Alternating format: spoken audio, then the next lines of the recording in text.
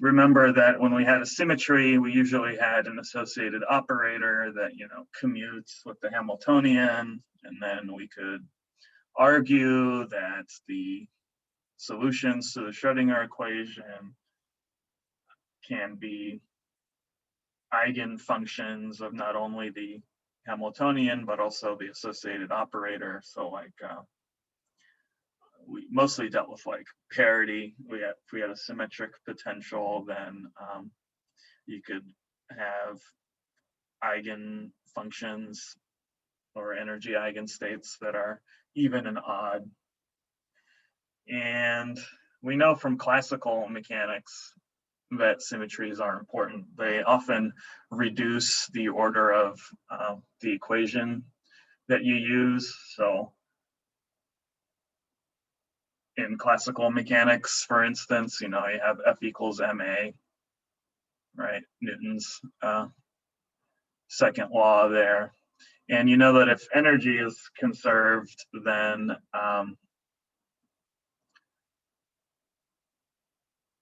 the kinetic plus the potential energy is some constant. And you see, if you use this equation instead of this one, the order of the equation goes down by 1. This is first order equation here, and this one is a second order, 2 derivatives versus 1 derivative. That's a typical thing that happens. In quantum mechanics, symmetries give you even more constraints, and they're even more powerful in a sense. But we're going to try to understand them in a general way. And we'll, of course, mostly be worried about rotational symmetry. But it's nice because the Bellac book, develops symmetries in a very general modern way, which Securai does not. So Bellac at least gives you a flavor of representation theory. So I think it's nice to do chapter 8 and then 11 because they're related. Chapter 11 is addition of angular momentum, but that's based on the whole concept of angular momentum is based on rotational symmetry. So that's why we do it in this order. And by the time we're done with the class, we sort of have covered most of Bellac except for the parts that are applications. And so then, as I mentioned before, the second semester starts with applications like chapter 5. But anyway, so symmetries. We're gonna have some assumptions for our systems in general, things we study. First of all, one kind of symmetry that we have is essentially time translation invariance. There's no preferred time origin. This applies if there's no time-dependent field or anything going on like that. So in that case, if we have an isolated system, then there's no preferred time at which t equals 0. It's just whatever we want it to be. So there's times translation invariance. We also assume that space is homogeneous, meaning we can choose our origin, our spatial origin, however we want. We can choose the origin of our spatial coordinates however we choose. And similarly, space is isotropic, right? We can orient our coordinates however we want. So X, Y, Z. And the point of quantum mechanics, the way we study it, the reason we do things the way we do, and we don't have to jump into field theory, is that we assume Galilean invariance. So we don't use special relativity in this class. We assume that we have Galilean invariance, namely we can take our spatial coordinate and boost it along some direction, v hat. And that allows us to deal primarily with single particle quantum mechanics. Turns out that if you include special relativity, then you very rapidly realize that you can no longer think about the quantum mechanics of single particles. You, at high energies, are forced to include things like pair production, because eventually the energies get large enough that you get spontaneous pair creation of particles. So, and that's tied into special relativity. So for us, we do non-relativistic quantum mechanics, which is low energy, you know, and we don't worry about pair production and things like that. If you want to do that, and then you have to take the next class, which would be quantum field theory. Quantum field theory is essentially relativistic quantum mechanics. But okay, so under these assumptions,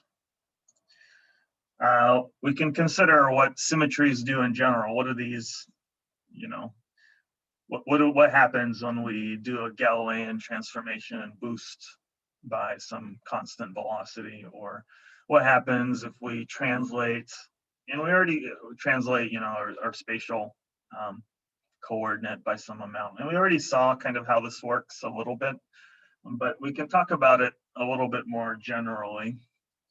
And it'll lead us to a theorem called Wigner's theorem. And this is an important theorem.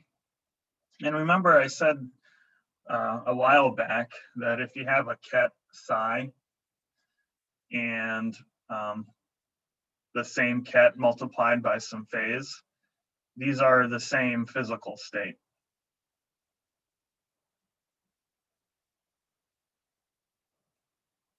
And that's an important concept, because if you have a symmetry, then in some sense, you know, if you transform your state somehow, then it could transform with a phase also coming out in front. And that shouldn't change the physical state at all. So somehow we have to deal with that.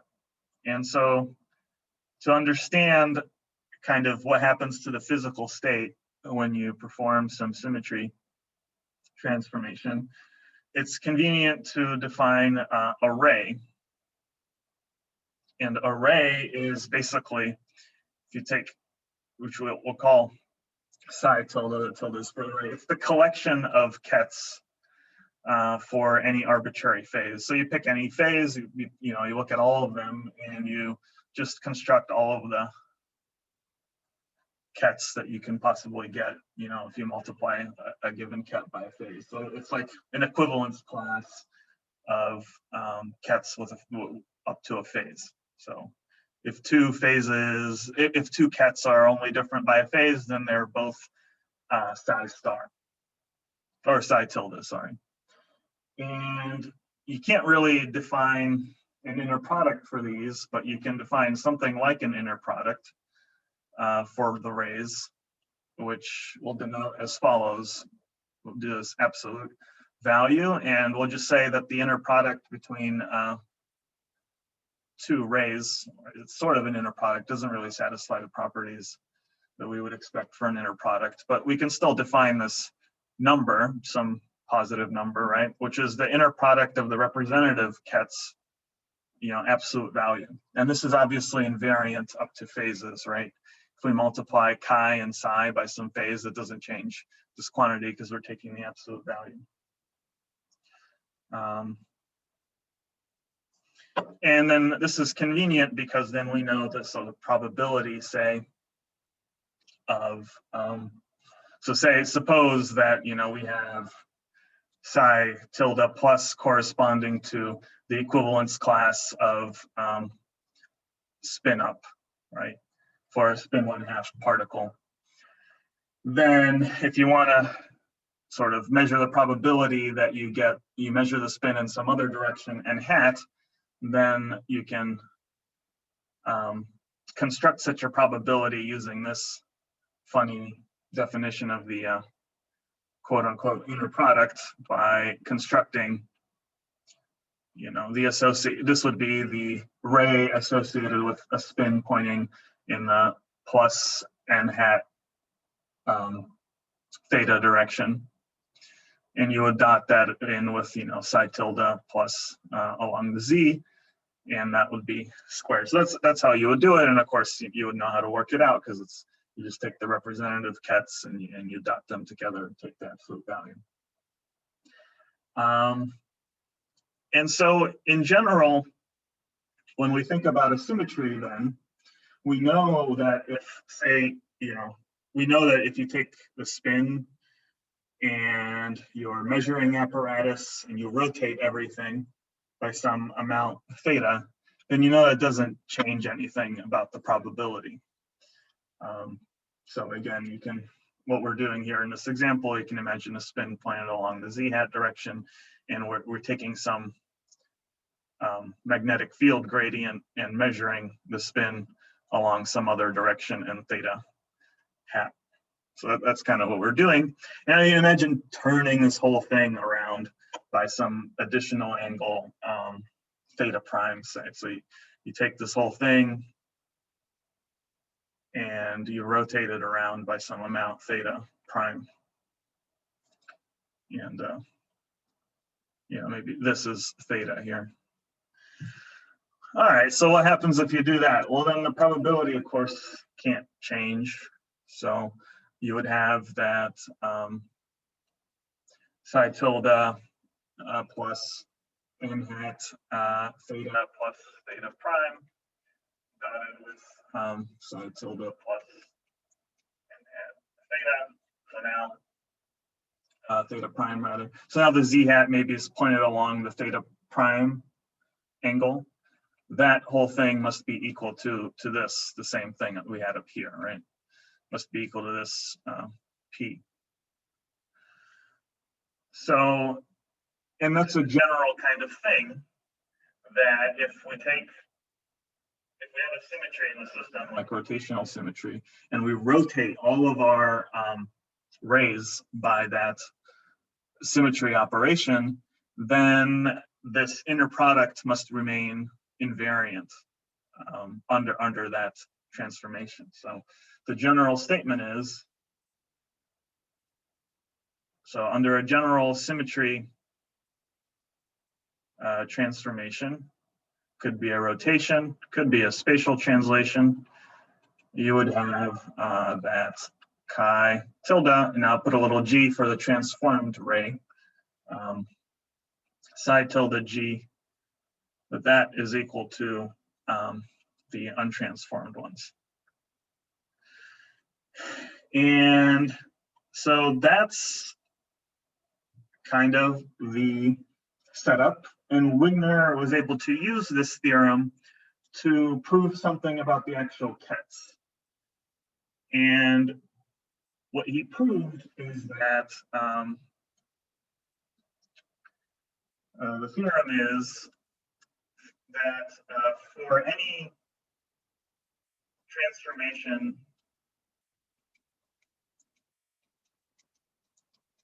G, we can assign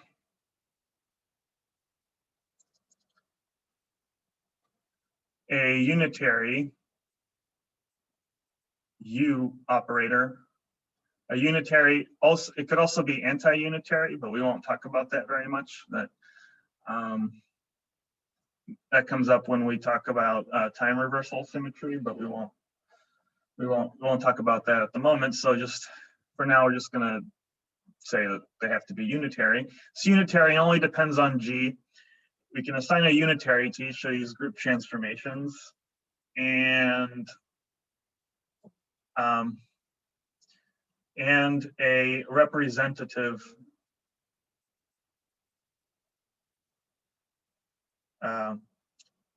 ket psi for each ray. Sorry. So the theorem says that instead of using these rays, which are the physical states, we are allowed to use a representative ket where we choose a phase, and then each transformation, each symmetry transformation that you have would correspond to a unitary operator that depends on that group transformation. And how it works is that then the transformed ket is just, of course, the unitary operator acting on the ket. And the point of the theorem is that this operator U of G is unique up to a phase. And that's the content of the theorem. And it's a little bit subtle because it's really a non-trivial theorem that you can assign a unitary to each group transformation like that, because each symmetry transformation, which could be part of a group. We'll talk about that in a bit. It's subtle because this preserves the phase, right? If you take, U of G and act it on chi, and U of G and act it on psi here, then of course this is chi, U dagger U psi, and it's, it preserves the phase of the inner product. Whereas, just generally speaking, from the point of view of physical states, it doesn't have to, the group transformation. But what Wigner showed is that even though the physics only tells us that, it has to preserve this quantity, the magnitude of the inner product, so with no phase, what Wigner showed is that under quite general grounds, any symmetry transformation can be assigned to a unitary, which does preserve the phase. And moreover, that this unitary is unique, again, up to an overall phase. So yeah, that's the idea. And that's why when we deal with symmetries like rotations and things like that, they'll be associated with unitary transformations. All right, any questions about that? Yeah, so when you are defining the inner product, so you're saying the absolute value of inner product of just a little bit above when you define the inner product. Yes, the center product. Yes, so you're saying the absolute value of those, they are equal. So that means that so ket psi times ket chi times psi, this inner product is a scalar. So when you're saying these absolute values are equal, you're saying that this equality valid up to a negative sign? Well, no, it's more than that. It's this is in general a complex number. Okay, so this is the modulo. Their modulo are equal. This is the absolute value of a complex number, so it's the magnitude of the complex number. Square root of the imaginary part squared plus the real part squared. Okay. Okay, another thing is that, so this G, it's a general symmetry. It could be rotation, it could be, I don't know, reflection or anything. That's right. And we are acting it on any arbitrary ket psi in our Hilbert space. Yes, well, this is the point of the theorem, that we know that a physical state of a system is not the ket. It's the ket up to a phase. So it's convenient to define this ray, which is a set of all kets multiplied by a phase. So any ket that's different from another ket by just a phase, they're part of the same ray. And then what a symmetry is, what it must do is just preserve this. If you transform the rays and you take their quote unquote inner product defined in this way, then if you have a symmetry, then this is what it must preserve. And that's all a symmetry can tell you, because we know that the phase out front of the wave function is not physical. It's not something you can measure. So it's not part of the physical state. So if you have some symmetry, then all it can do is preserve the physical state. And the statement is that it has to preserve this quantity. That's all it can preserve, because you can't even preserve the inner product between two kets, because that's also not, that's also depends on the phase of the individual kets, right? If I multiply this by I alpha and this by I beta, then, well, that's e to the I beta minus alpha. Chi. So that doesn't work either. So you have to take the absolute value. So that's what a symmetry is. It's something that preserves this inner product between rays. But what Wigner showed in his theorem, that's a hard theorem to prove, is that even though this is the only thing just logically, that even though that's true, you can still assign to each ray a representative ket that has a fixed phase, and then each group transformation like this, you can assign to it a unitary operator. That's also unique up to a phase. So that's the theorem. So then we have a Hilbert space, and then we partition it into equivalent classes, and yes. then we are applying some group action to those yes. equivalent classes. Okay. Yes. Okay, thank you. Yeah. This is just a mathematically formalized statement of saying what a symmetry should do in a Hilbert space. It can't just transform the kets, because we know that kets are the same physical state if they're different by just a phase. So this is a statement of what a symmetry does. It preserves this funny absolute value thing. And what Wigner showed is that even though that's the case, you can still use it as if it's preserving, the kets and transforming them with a unitary operation.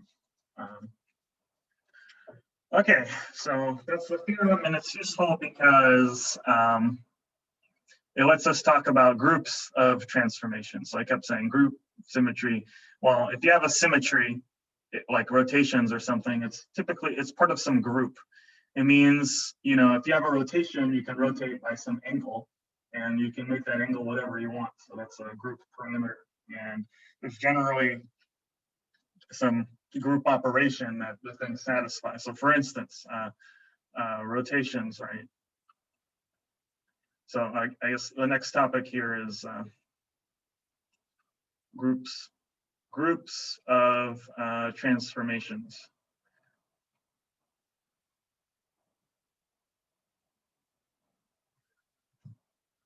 So we had here Wigner's theorem, and now we're going to apply it to groups of transformations. So what are those?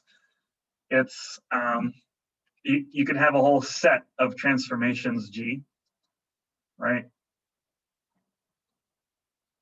And they could form a group. And a group is it's a collection of things that have some operation that looks like multiplication, right? So if for instance, if G1 is some transformation that's inside this set of transformations, then, or if G2 and G1 are both in here, then you can apply both of them, and that's also a part of your group of transformations. And they have various properties, but the rotations along some axis are a typical example here. You could have a rotation by some angle theta, right? That could be a combination of two angles, theta 1 and theta 2, and that should just be, a rotation by first theta 1 and then theta 2. So, and you can give a list of, the various properties of groups. Some, as they say, are abelian or non-abelian. That has to do with whether or not you can operate with in the same order, whether, G1, G2 is the same element as G2, G1. And we'll talk a little bit about that. But the point is, what Wigner's theorem tells you is that these unitary operators, they should also obey they should inherit basically the group properties of the transformations. So those unitary operators that we have, they should behave like rotation matrices, right? They should satisfy similar group properties, but not quite, because everything is up to a phase. So Wigner's theorem would say that if you transform by two transformations, G1, G2, that are in some group, well, then what would you do here? You would act with the first unitary, and then you would get the second unitary acting on the thing transformed once, right? And in general, it would look like this. That's what Wigner's theorem tells you. And moreover,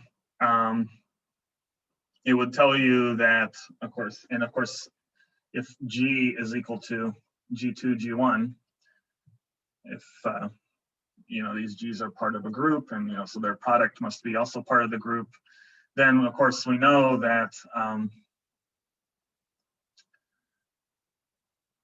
psi of G, of course, has to be U of G acting on psi. And so what you can conclude is that these two things, this guy, psi of G and psi of G1, G2, those things must be the same up to a phase, because these unitaries are only associated with group elements up to an overall phase. So what we can conclude, at least for now, is that psi of G is equal to e to the I times some phase of psi, G2, G1. So, and the phase is particular. You might wonder, can the phase depend on the states themselves? Is this alpha? Does it only depend on the group elements, or can it depend on the actual ket that it's acting on?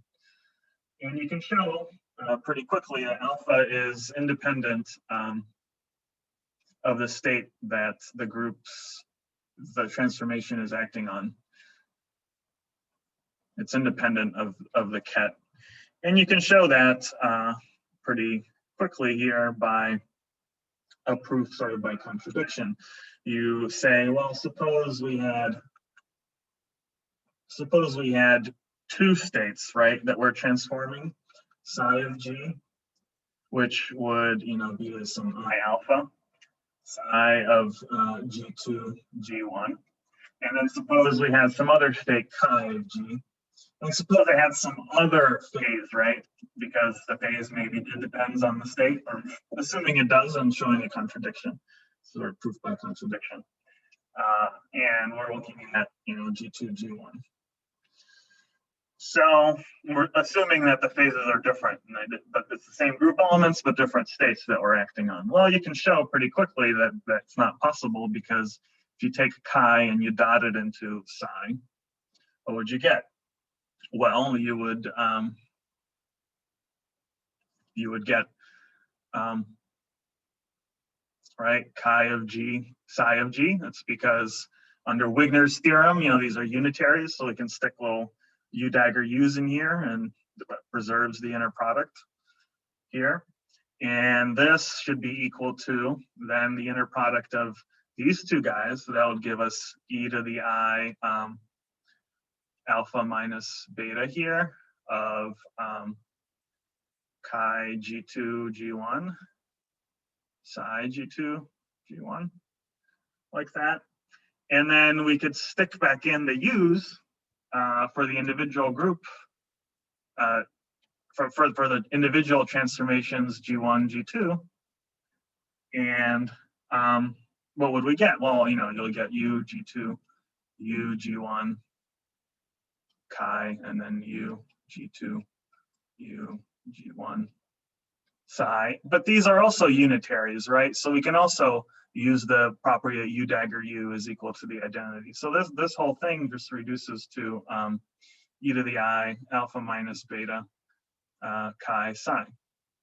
So we see here that this equation, it can't be satisfied because unless alpha is equal to beta, right? Because otherwise this doesn't work. So alpha has to be equal to beta for this equation to work, right? Because this has to be 1 identically, because this is in general a complex number, and so this has to be 1. So we've proven that it's independent of the state. So in general, then what we can conclude is that the unitary corresponding to the product of two group transformations, like two successive rotations, right? That's equal to e to the I alpha, some phase that could depend on the component group elements, the two different angles we're rotating by, right? And, like this. So this is, in terms of the unitary operators, the equivalent of saying, that a group element is a composition of two group elements. That's what it looks like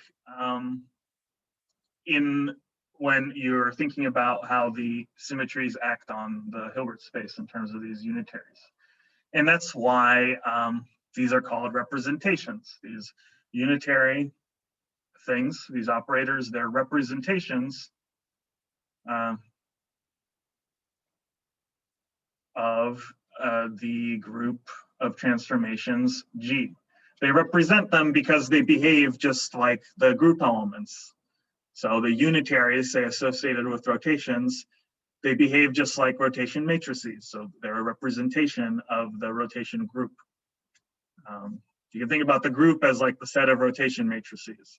And then there's some rules for how you multiply those together, right? To take two successive rotations. It's not an abelian group. It matters which order, for three-dimensional rotations, it matters which order you take the rotations in. But these unitaries, then, what Wigner's theorem tells you is that you can associate a set of unitary matrices that behave just like the group elements, just like rotation matrices, up to this overall phase.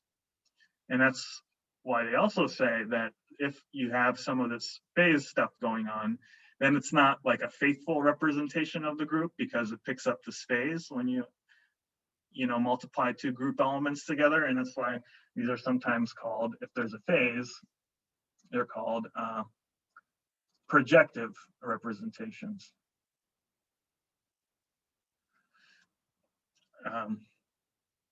Of the group. All right, and there's a whole mathematical literature associated with this that we won't get into, but this is like a beginning flavor of it. So if you ever get into this and you do more of this in field theory, you'll sort of have a start, at least. You have a head start on how it works. But okay, and so what's the point here is in quantum mechanics, we really only ever think of two different kinds of representations, because we'll mostly be worried about rotations.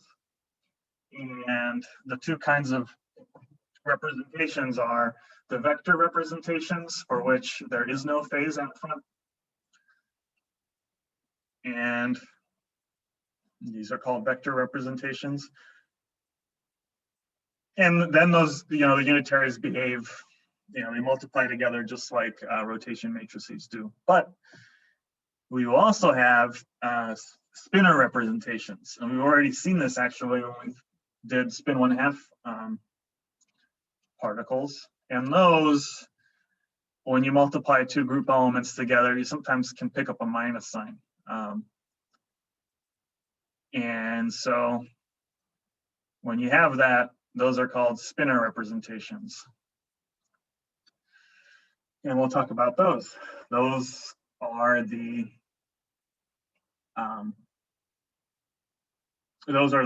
particles with, half integer spin.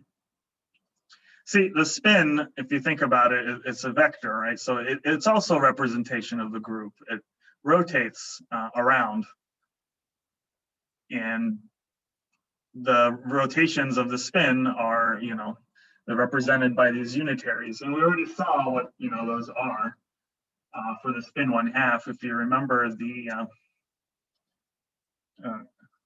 well, before we move on, are there any questions about this idea of representations of groups and groups of transformations and stuff like that? Any questions?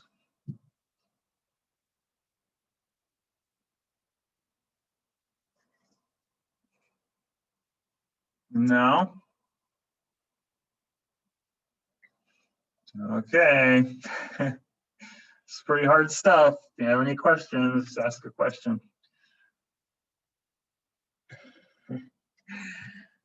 All right.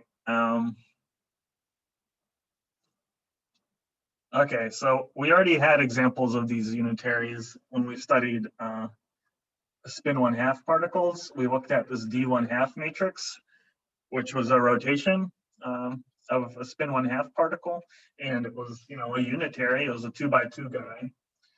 I'm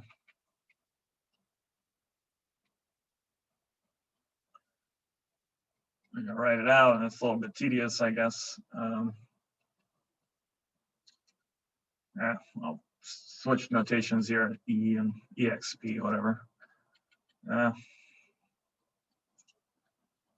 Well, you remember these guys.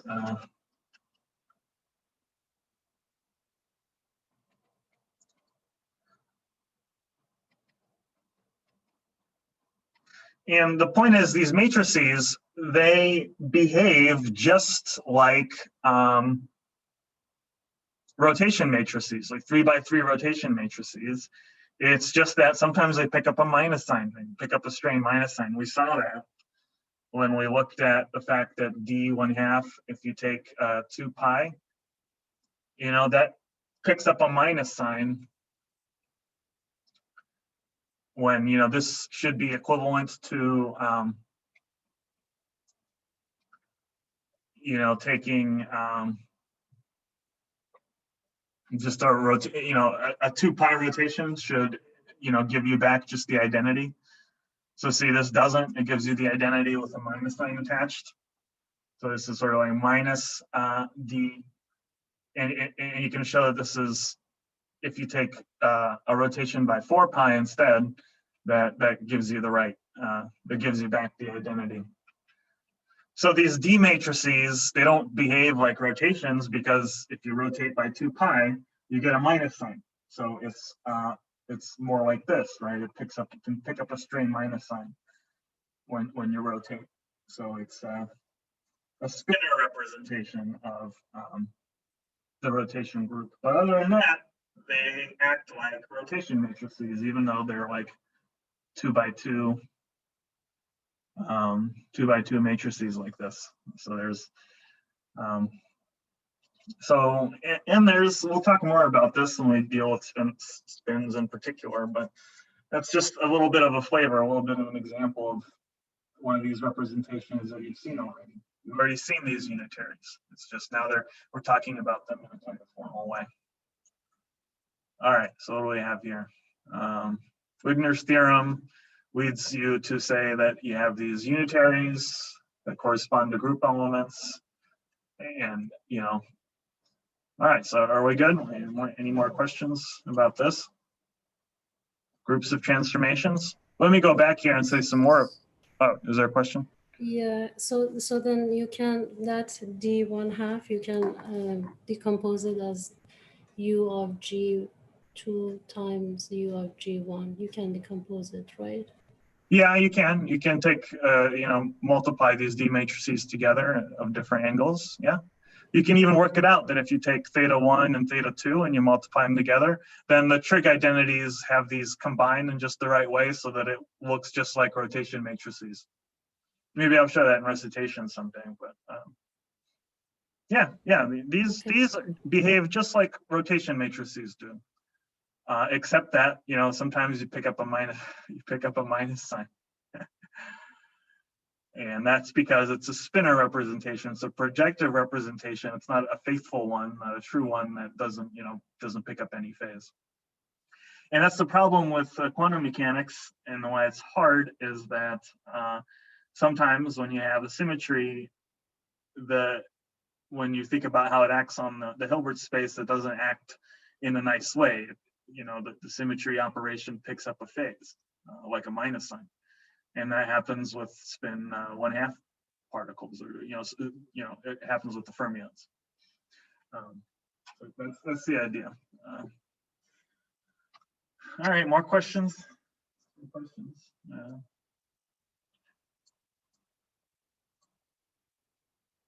Well, again, take-home message: you have a set of transformations. Wigner's theorem tells you that set corresponds to a set of unitary matrices, and the unitary matrices multiply together just like the group elements. So if you have rotations, they multiply like rotation matrices, and things like that. Or it could be discrete groups too. So each one would have its own associated unitary with it. And the unitaries inherit the properties of the group. They're like multiplication rules, except that if you have a projective representation, then it can pick up an extra phase when you multiply the unitaries together. All right, so going back to here, we should talk a little bit more about the kinds of groups that you can get, right? So you have this groups of transformations. There's different kinds. We'll look at rotations, but generally speaking, there's basically two classes of things. One is, G has a finite number of elements.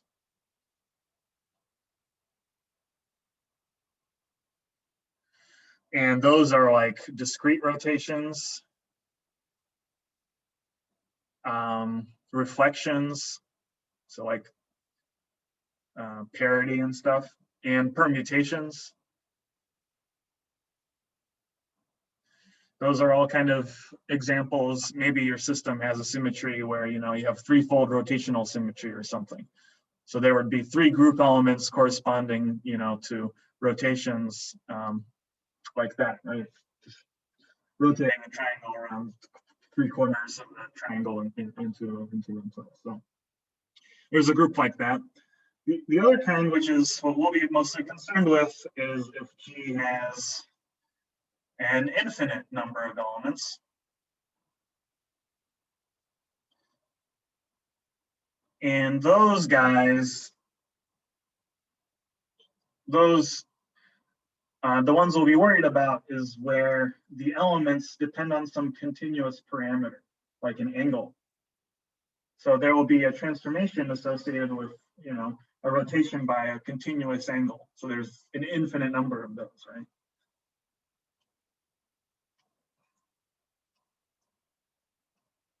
And those are the rotations, for the most part. Also, translations are part of this. You can continuously translate, by the amount that you want. So, yeah. So, what is the group that we'll mostly be worried about? We'll be mostly worried about G. Will be the rotations, which is the group SO3. I'll tell you why it's called that.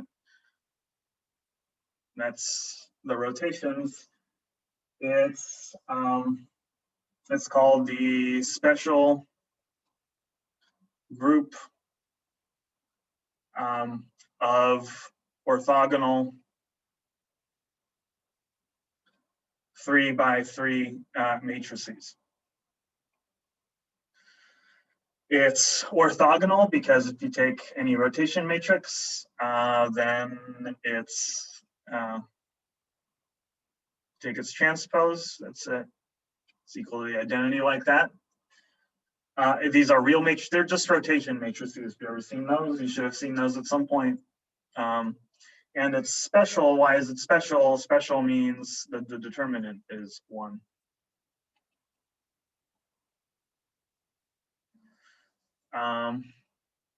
Yeah, so it's the group SO3. And that's what we'll be worried about, is this group SO3 and its representations on Hilbert spaces. How do rotations act on the spin 1/2 Hilbert space? How do they act on the spin 1 Hilbert space, and so on? If you add parity, if you add mirror reflections, then you can also talk about if you add mirror reflections, then this group becomes O3, orthogonal group of 3x3 matrices. And so there, the determinant is plus or minus 1. The minus 1 would correspond to the reflected case. All right, so that's the group we'll be worried about. And within this group, there may be subgroups, right? You have the set of rotations. These are all the possible ways of rotating around in 3D. And within that group, there might be subgroups like, say, just the rotations around the z-axis. So maybe we just, instead of looking at all the possible rotations like this, you just look at the ones that rotate around the z-axis. And that leads us to this idea of abelian subgroups.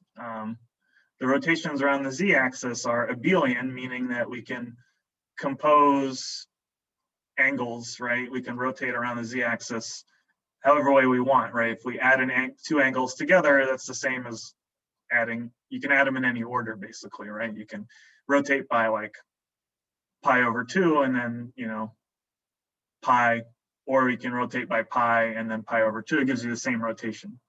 Now, if you think about it in 3D, that's not true. The group is non-abelian. You have this pencil here, and say you rotate around, let's see, x, and then y, and then z, right? You get back to where you started. That's not the same as doing the opposite direction, or you know, let's see, rotate around x, then rotate around z, right? And then rotate around y. Now, if we do it in the opposite order, or we mix up the orders and we rotate around z first, right? That doesn't do anything to the pen here. And then we rotate around y, say, then that's this way. And we rotate around x, that again does nothing. So we end up here. It's a different place. So if you think about all the ways you can rotate in 3D, that's not an abelian group. It matters which order you do the rotations in. But every non-abelian group like that, where it matters which order you do the operations in, has abelian subgroups, meaning that if you just pick a subset of those transformations, like rotations just around the z-axis, then those can form an abelian subgroup. And that's important because the abelian ones let us use something called Stone's theorem, which we saw already, actually. Remember? Any questions, though, about that? This is SO3. We'll be dealing with that from here on out, basically. I might mention some other groups, like, you know, maybe I'll talk about translations a bit, but for the most part, we'll be dealing with SO3. And, you know, you may think it's just the rotations in 3D, but they're actually quite complex. They have a lot of kind of surprising structure to them. The rotation matrices, it's not so trivial. But yeah, any questions about this? What is the dimension of this matrix, of this group? It's just it's the 3x3 matrices. It's the rotation matrices. How many free parameters do we have? Like degree of freedom, I mean. Yeah, so there's the 3 Euler angles that you can use. Yeah, so how do you define a rotation in 3D? It's a good question. Well, A rotation in 3D, there's a couple ways. It gives you Euler angles if you're familiar with that. If you're not familiar with that, maybe the more intuitive way is first you pick a axis to rotate around. And that's a unit vector. So you pick n hat, right? What's that? Well, it's got three components, nx, right, ny, and then it's a unit vector. So this guy is, there's a constraint. So if this is nz,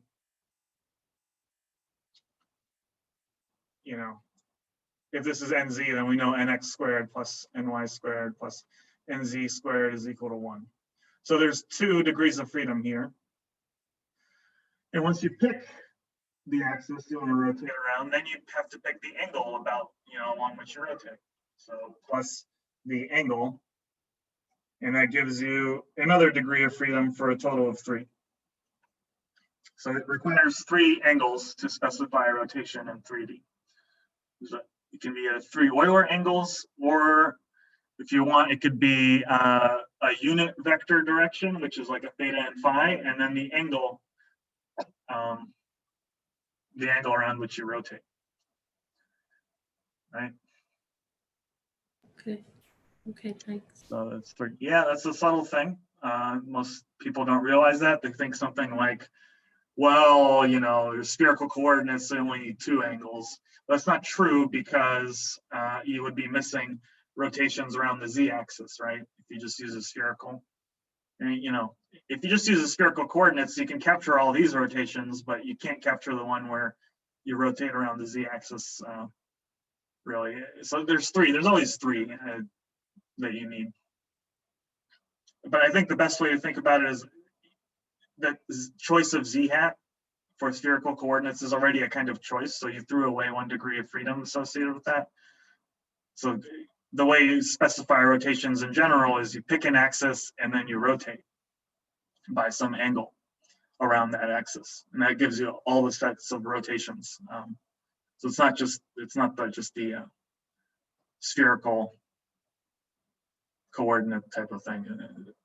There's 1 more angle that you need. All right. Any more questions?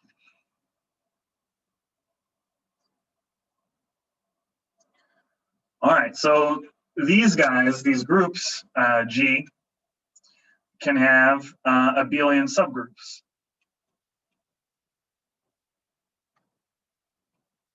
These are like mini groups inside the group that are abelian, meaning that you can take, G, you can take any order of the group elements and still get, the same group element.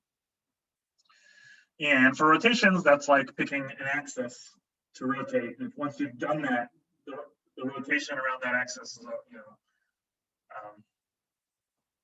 is abelian. So here's some examples, right? And the most important thing, if you have that, what does it mean? It means that U of, G1 plus G2, right? It has to be U, G1, U, G2. And of course, they have to commute. It's abelian. And remember that we had the Stone theorem for these guys. If you have something like this, and this is equal to U of G. So when it's abelian, instead of multiplication, you would typically do a plus sign, because that's plus is sort of more naturally abelian. So you can think about these as maybe angles. So maybe that's a better way to do the examples. Say instead of these G's, you parameterize each G by an angle. Then you would have U associated with the rotation by theta 1 and theta 2, right? Would be equal to U theta 1 multiplied by U theta 2. Right, that's probably a better way to say it. And this is obviously abelian because the addition of the angles, it commutes, take them in any order. And we know we had Stone's theorem. So now Stone's theorem is really coming into play in a very powerful way, that for each abelian subgroup, right, there will be a Hermitian operator for which U as a function of this group element is equal to the exponentiated Hermitian operator, T here. T is an observable. And we already hinted at this. This is how symmetries lead naturally to observables.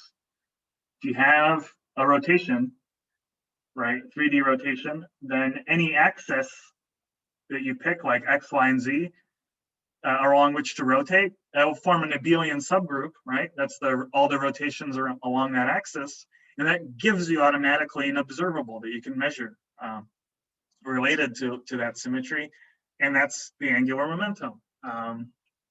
And there's examples of this, you know, for all the different kinds of groups. So you have time translations.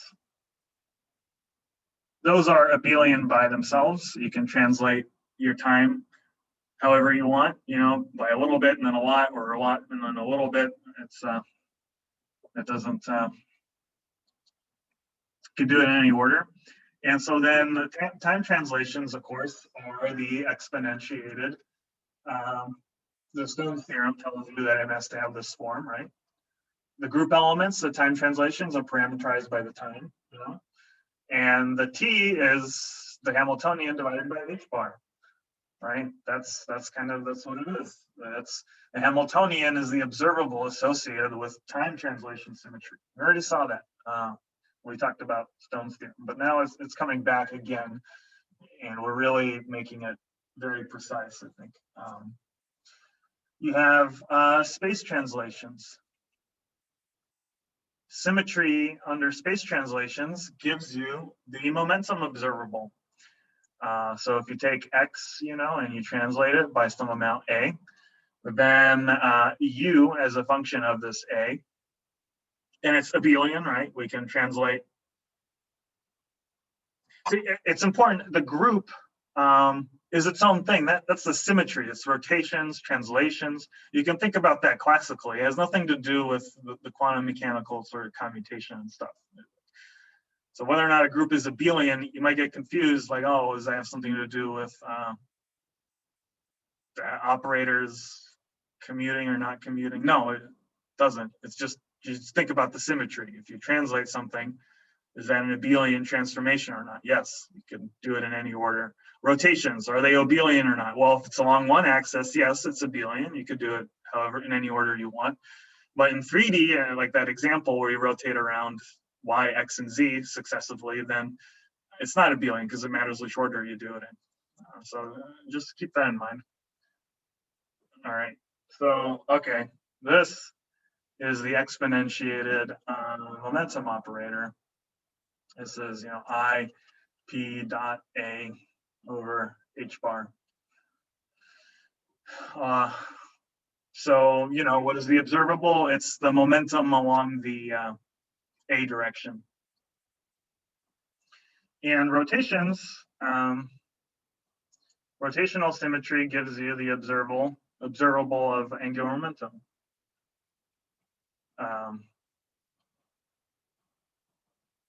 Stone's theorem tells you it has to have this form, some J dotted into n hat, where this is the choice of the axis around which you're rotating over H bar. So, so here, T in this case is sort of P dotted into A hat. And T in this case is J dotted into n hat, the direction we're rotating around. It's the angular momentum. That's the observable. Here, T is, you know, the Hamiltonian. And okay, we can also do Galilean boosts if we want.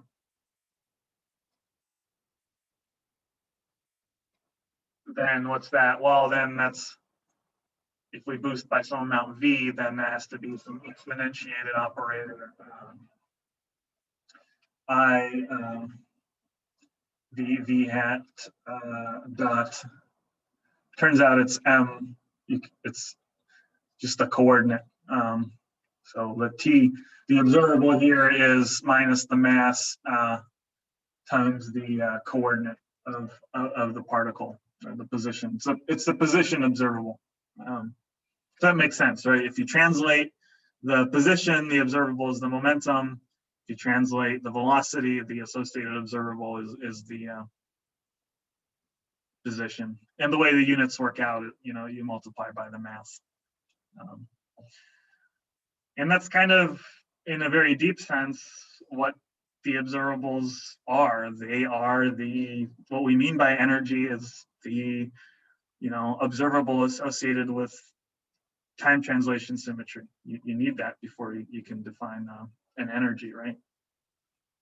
It sort of makes sense. If you had some like applied field that you like switch on and off randomly, right, with time, you know, where you come in there and you perturb your system in some way at like some arbitrary time, like at 9 o'clock or something, then your energy is not, it's not going to be a good observable, right? Because it'll change if you come in. So that's a kind of, in a deep sense, what the observables are. They're by Stone's theorem, we must have these observables if we have the associated symmetry. And so that's what they are. And it comes, you can think about them. It's coming from the unitary matrices that we get from Wigner's theorem that correspond to abelian subgroups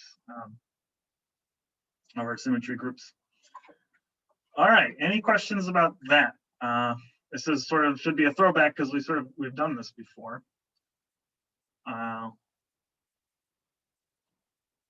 No, we're good. Stone's theorem, very important. So we're combining Stone's theorem with Wigner's theorem, which gives us the unitaries. And we know that any group element in some group, like a group of rotations, is represented by a unitary. And when we look at a subgroup that's abelian, or if the group itself is abelian, like spatial translations, then by Stone's theorem, we get an associated observable. So that's pretty powerful. Symmetries basically give you the whole structure of what we do in physics, right?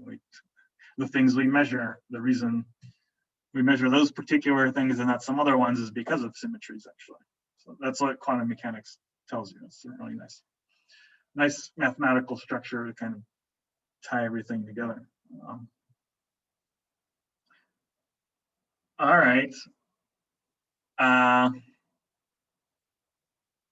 Okay, if there are no questions, I'm gonna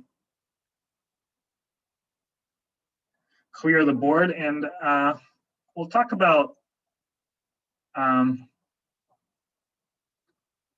wanted to mention SO3 a bit, since we already started this idea that you pick an n hat and then a rotation. I wanted to talk a little bit about the structure of it and give you a sense why we get these spinor representations of it. Why do we get like spin 1/2 stuff? Where do we get this minus sign? It actually comes from the structure of the rotations themselves. And I'll show you that, and that would be my last demo. I think it's a cool demo. So I'm skipping a little bit ahead in the notes, but we'll go back to the conservation laws stuff later. But I think it's a good place to go back to here and tell you a little bit more about this group of rotations, which we'll be dealing with, you know, for the rest of the semester. But any questions, any comments, thoughts?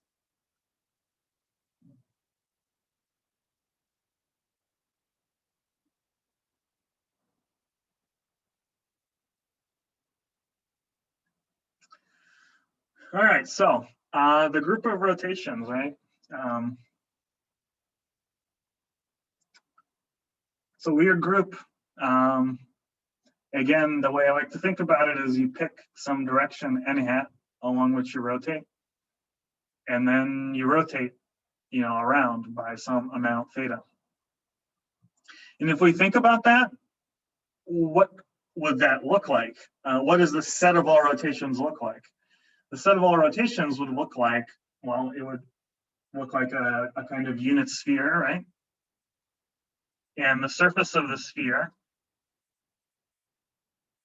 could represent the n hat, right? We could pick a point on the surface and that would represent, you know, our n hat direction. And then we could choose the length, right, of this vector inside the sphere to be the angle, right? So at the origin, right, we would have theta equals 0. That's like no rotation at all. And at the surface, if we go out here, right, then that would be a rotation by pi, right? Because we could also have a rotation in the negative, right, in the minus n hat direction, right? And that would point to the antipodal place, to the opposite end of the sphere on the surface, and that should be a rotation by minus pi, essentially, right? So, so if you rotate by, pi here, if you rotate around minus n hat, then you would pick up all these other rotations on the other side, right? So in general, right, if n hat is coming out at you out of the board, right, you can rotate by plus pi, right? And you can rotate in this direction along minus n hat to minus pi. And you see it's the same rotation here, right? It's the same rotation. If you rotate by pi along plus n hat or minus pi along minus n hat, you get the same rotation, right? This pencil or something, you take it and you rotate by pi, then you're over here, right? Or if you look at my pencil, and if you do minus n hat, then you'll get all these other rotations over here. But if you rotate by pi, it's the same rotation. And so the structure of SO3 is very weird. It's the set of all points inside a sphere of radius pi with antipodal points identified, meaning this point is the same as this point. So it's the set of all points inside the sphere with the opposite points on the surface identified. And that's really weird because it means that it's not a simply connected space, meaning that if you take a set of rotations, they don't always, if you take a set of rotations that go back to the same point. So if you take, say you start with a rotation here and you pick some set of rotations that goes around in a loop, say, like that, then we can continuously deform this set of rotations, right? So that it collapses to a point. So it collapses to just a single point here. But that's not the case for all loops, right? You can take, for instance, this loop, where you take the set of rotations that connect two antipodal points through the sphere. This you can't ever contract to a point, right? There's no way to do that because they're on opposite ends of the sphere. And so it's, in mathematical language, it means it's not a simply connected group. If you take closed sets of rotations, they don't contract to a point. And you can, and that's the origin of this extra minus sign that gets sometimes picked up, that even though you can basically have a set of rotations that get you back to the same place, like through this closed loop, or this one or this one, the way you do that, either through an actual contractible closed loop or through a path through the sphere, there's two different ways to do that. You can pick up, so, and that leads to two different kinds of representations you can have. Ones which can tell the difference between those two kinds of loops in this space of rotations, and ones that can't. And the demonstration of that, if you look at me, I'm gonna sort of stop sharing, I guess. But the demonstration of that is the so-called belt trick, or lots of ways to show it. But so say I have this pencil, right, and say I'm going to rotate it around by 2 pi, right? Should get me back to where I started. And I'll rotate it clockwise like this. If I do that once, right, then what I'll find is, even though the pencil goes back to the way it started, pointing out at you, something changed. It's different, right? My hand is all messed up, right? It's not So there's an aspect to that rotation that's sort of not simply connected. I didn't just go back to where I started. Something funny happened. And even though the pencil is pointing exactly the same way, my hand's all messed up. But if I do it again, if I continue rotating by another angle 2 pi, I'm back to where I started. And that's in terms of the paths on the sphere. That would be like going from the two antipodal points back and forth. If I do that, then I can contract that path to a single point. And so the rotation group itself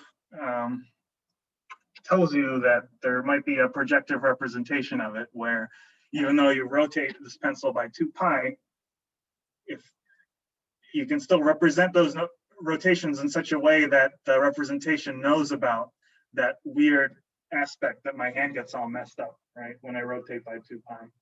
My hand is not part of the rotation group, but it's it identifies the special aspect of it, that it's not a simply connected group, and that it'll have this projective representation.